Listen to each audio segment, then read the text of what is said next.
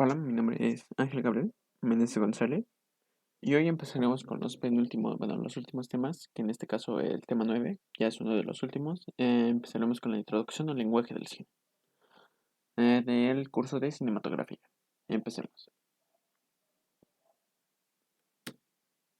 Ok, leeré un poco de los textos y al final les explicaré más o menos de qué va esto.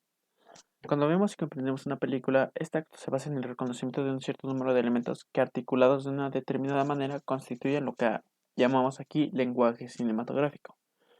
Es un lenguaje no solo por la forma en que estructura su narratividad, sino porque tiene el poder de comunicar un sentido. Utilizamos la palabra lenguaje haciendo caso omiso a la designación de lengua de Christian Metz.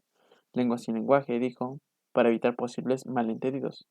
Si entendemos por lengua española la que hablamos y escribimos la hispanoparlantes, la palabra lenguaje designaría la manera particular como cada individuo usa la lengua para expresarse. Cuando vemos y comprendemos una película, este acto se basa en el reconocimiento de un criterio número de un cierto número de elementos que, articulado de una determinada manera, constituyen lo que llamamos aquí lenguaje cinematográfico. Es un lenguaje no solo por la forma en que se estructura su narratividad, sino porque tiene el poder de comunicar un sentido. Utilizamos la palabra lenguaje haciendo caso omiso a la designación de lengua de Christian Metz para evitar posibles malentendidos. Pero bueno, vemos aquí si- significantes cinematográficos a los recursos del lenguaje cinematográfico, los cuales varían de acuerdo a la época, al género y el modo como los directores los utilizan estos para componer sus películas.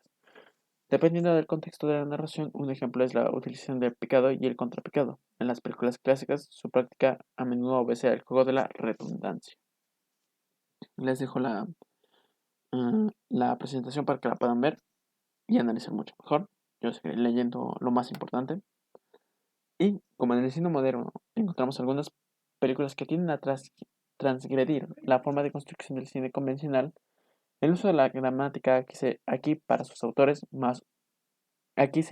autores más un obstáculo y una limitación para la expresión que una herramienta útil. Puede decirse que el lenguaje cinematográfico se construye a partir de la articulación de los siguientes elementos y procedimientos: planos, encuadre, ángulos de toma, movimientos de la cámara, elipsis, profundidad de campo, imagen, iluminación, montaje, enlaces, transiciones, metáforas, símbolos, sonidos, diálogo, música y efectos. Hemos dicho que para evitar propagar aún más lo malentendido acerca de la extensión o de la legitimidad o ilegitimidad del término lenguaje cinematográfico, aquí usaremos esta noción en su alcance más restringido.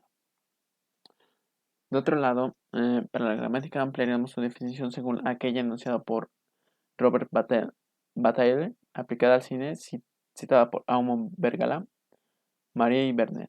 La gramática cinematográfica estudia las reglas que presiden el arte de transmitir correctamente las ideas por una sucesión de imágenes animadas que forman un film. Básicamente todo esto nos quiere decir que el lenguaje cinematográfico se expresa allá más de las imágenes animadas que forman parte de una película. Como vemos en este ejemplo, los planos, se puede transmitir este lenguaje por medio de los planos, la elipsis, profundidad de campo, imagen, los sonidos, diálogos o músicas, efectos. La cuestión aquí es transmitir lo que es ese lenguaje. Eh, un lenguaje cinematográfico es la apreciación del lenguaje fílmico. Bueno, la apreciación del lenguaje fílmico. Nosotros podemos decir que el lenguaje cinematográfico es aquel que podemos encontrar en todas las películas que nos quieren transmitir algo o decir algo, porque una película nos cuenta lo que trata. O sea, ese es un lenguaje. El lenguaje que se utiliza para ciertas películas, que es este: planos, encuadre, profundidad, sonidos, diálogos, músicas, etc.